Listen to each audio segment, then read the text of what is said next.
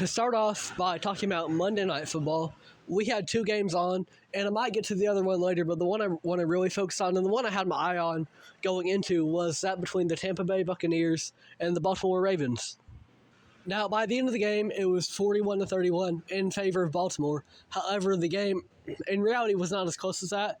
And typically, I don't mind that because a coach, you can make an argument about the game's over, why do we still have our starters in?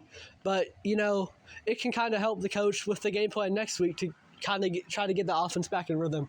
However, for the Buccaneers this time, I can't support it because they were padding up the garbage time stats, and it led to an injury for Chris Godwin. Not just any injury, it was an ugly injury. They didn't even show the replay on the broadcast afterwards. So now it looks like Godwin's going to be out for a while. And, it's prayers up for Godwin, of course. But typically, you hear Godwin's out and you think, okay, hey, we still got Mike Evans, right? But Mike Evans had a hamstring injury that same game and did not return. So now there's a chance that the Buccaneers are going to be without their top two wide receivers. And they've got a couple wide receiver threes on the team that I think are pretty solid, whether it's Jalen McMillan or Sterling Shepard. But those guys are not made to be the number one. I think both of them can be great wide receiver threes, right? But you don't want them to be your top two options, especially that first option.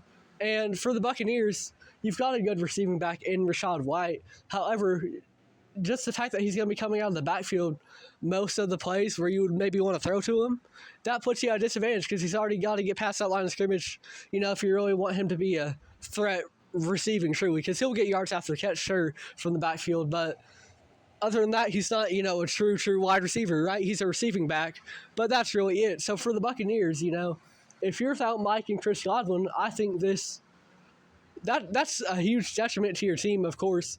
And this is a team that was going to be fighting for the division already with the Atlanta Falcons, led by Kirk Cousins. So for the Buccaneers, I think this is a huge blow because you've got Kate on at tight end as well. You've got solid receiving threats, but no one's really going to be that number one guy if you don't have Mike, and especially you're not going to have Godwin. And Mayfield, as good as he is, I wouldn't consider him to be a quarterback that necessarily elevates others, right? He does well, especially well, as we saw with the Buccaneers last year and this year. He does especially well when he's got guys around him that support him, not the other way around. And that's not a knock on him, right? Because an offense is a cohesive unit. But Baker, what I'm saying here, he's not the type of guy that really elevates others. He can be a good motivator, but in terms of, on the field, sometimes he doesn't always make the right reads. And he's confident. He'll throw it out there. He'll give you a chance. But he's not necessarily the guy that's going to elevate Sterling Shepard or Jalen McMillan to be a true wide receiver one in the absence of these guys. So for the Bucs, I don't know how their playoff chances would go if both Mike and Chris Godwin are down. Assuming Mike Evans might come back, I can see them making the playoffs, but if not, I think that could be a huge blow for them. And of course, it's just, wishing Chris Godwin and Mike Evans a speedy recovery.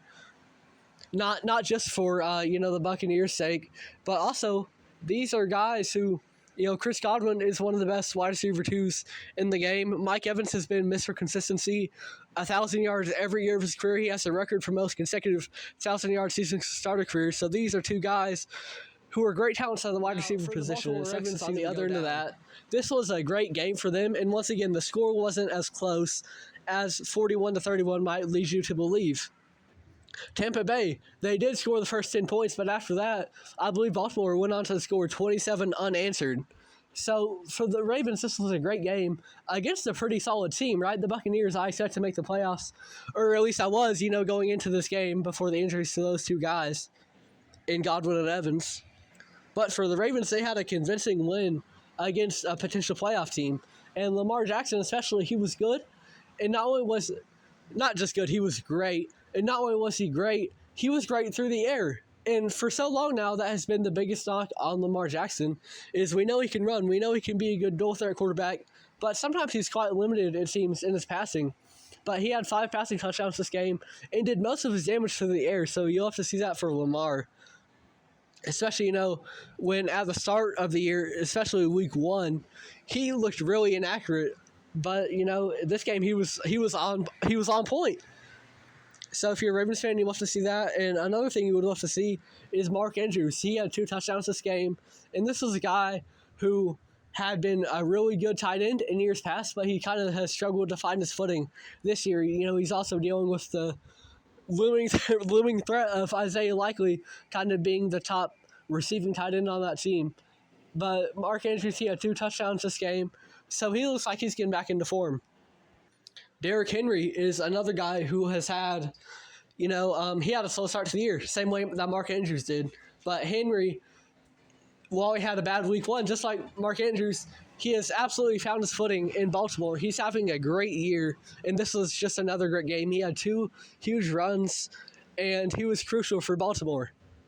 This is a running back who I believe is 30, and that is the point where a lot of the time, running backs in the modern NFL, they're out of the league, and Derrick Henry is still kicking it and playing at an elite level as perhaps the best pure running back in the entire league right now. And, I say pure running back because you couldn't have an argument about Christian McCaffrey, but Derrick Henry has been more durable than McCaffrey for sure over the past couple of years, and I think that's really impressive for his age. Henry's absolutely shown out for Baltimore. It's been a great signing. And Jerry Jones actually said, owner of the Cowboys, he came out and said that he didn't think Derrick Henry would be doing the same thing if Dallas wouldn't got him. So that's just kind of a knock on his own team there. But the Ravens, Derrick has fit right in for them. And that's great to see. I had a couple of doubts about his fit coming into the year just because of what we'd seen out of running back convention in terms of they're typically more so on their way out of the league, if not out, by this point in the modern NFL. But Henry has absolutely proved that wrong. There's no reason to doubt him at this point. He is a great running back, really an all-timer at this point. We've just seen this longevity that you don't see in the modern NFL. He's putting up record-breaking numbers. He's had a 2,000-yard season. Derrick Henry is really an all-time running back at this point in his career. And I think we can really properly have conversations about that, whether it's due to his longevity or just really his dominance on the football field. Now, one more thing for the Ravens. This game really had an issue with injuries because we saw it for the top 2 wide receivers in Tampa. We saw it for the top wide receiver in Baltimore, in Zay Flowers. He appeared to hurt his ankle, and he was still able to get in on some of the plays throughout the rest of the game, but he was kind of rotating in and out more than he normally would. He's had a pretty good start to the year so far. Nothing groundbreaking, but he's had 100-plus receiving yards in the 2 games before this game against Tampa. And so for Zay, he was just really getting into a rhythm, much like Andrews, much like Derrick Henry. So this whole Baltimore team is really getting into their rhythm right now. However, with Zay Flowers, that rhythm also comes with an injury, and you hate to see that. You just hope it's a speedy recovery because he was able to still play. It wasn't debilitating to the point where he had to be taken out of the game and couldn't continue. And that would be a loss for Baltimore, but I feel like compared to Tampa, they are more available and ready if a wide receiver was to get hurt just because of their great running attack. But for Zay, you just wish him a speedy recovery as well. And I think he will be fine because, once again, he was able to play in this game.